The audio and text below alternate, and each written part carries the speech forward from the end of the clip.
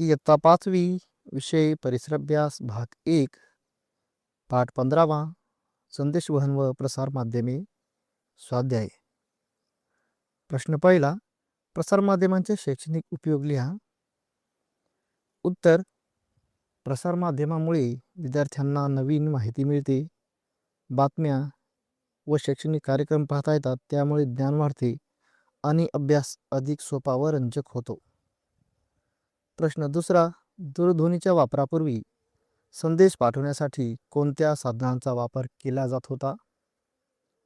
उत्तर, दूरध्वनीच्या वापरापूर्वी संदेश पाठवण्यासाठी पत्र, दूत म्हणजेच माणसामार्फत संदेश, कबूतर आणि तार यासारख्या साधनांचा वापर केला जात होता.